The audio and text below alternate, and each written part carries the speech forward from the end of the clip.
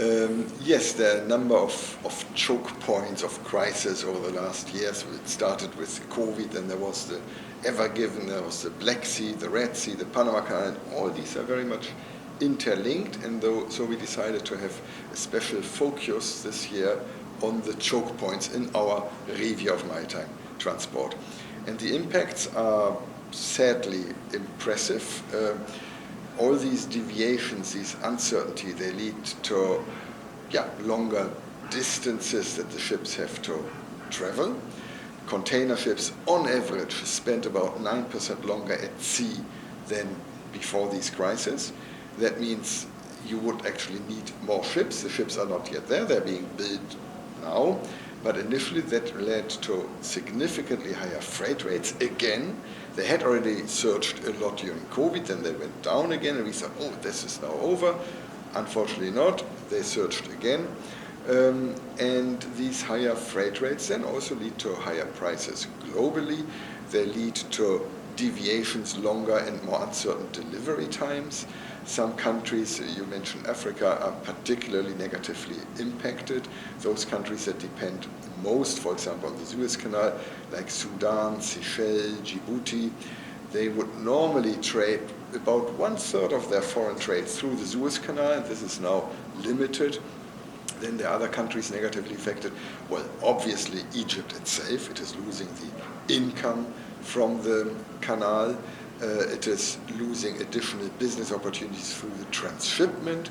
They are no longer at the crossroads of global trade routes, but they are all of a sudden at the end of a cul-de-sac. And then Egypt's own trade and other countries in the Eastern Mediterranean are all of a sudden no longer connected through the Suez Canal to Asian markets and suppliers, but they have to connect via transshipment in, say, Valencia, Algeciras, Tangier, other ports in the Western Mediterranean. All this has a triple negative impact on global prices, global freight rates, on their own connectivity and their own business opportunities.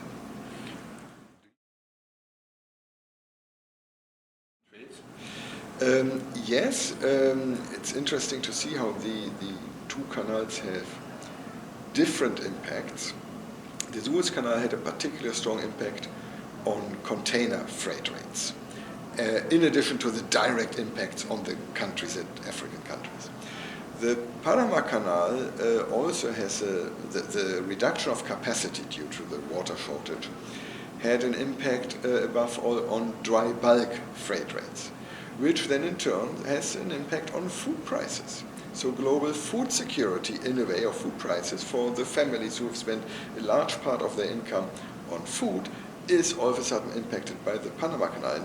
And more on the analytical part, I found it fascinating how we could show that the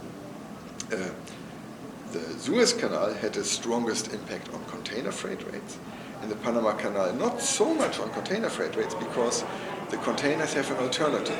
They can go from Asia, from China, to New York. They have normally three options. They can go through the Suez Canal, through the Panama Canal, or through the ports of Los Angeles.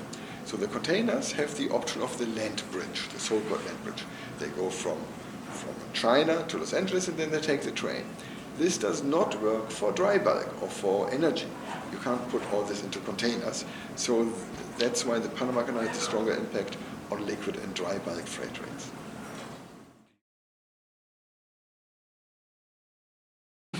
I would love to have good news. There are opportunities coming out of the energy transition. There are opportunities coming out of some of these volatility that requires additional investment, hinterland connectivity, options to provide bunkering, ship repair services. But it's of course very risky, because all these are normally very long-term investments. And we hope, and I would like to expect, that the Suez Canal will be back to normal. Well, I don't dare to give you a date, but investing in huge new infrastructure in the assumption that the Suez Canal will have reduced de facto capacity for many years to come would be very risky. It's and in the meantime, it's a short-term surge of freight rates, congestion even, so the immediate impact is actually not positive. But still, yes, there are business opportunities from the energy transition, from future resilience building, more diversification of trade routes, and all this. There are also opportunities for African countries. Thank you very much.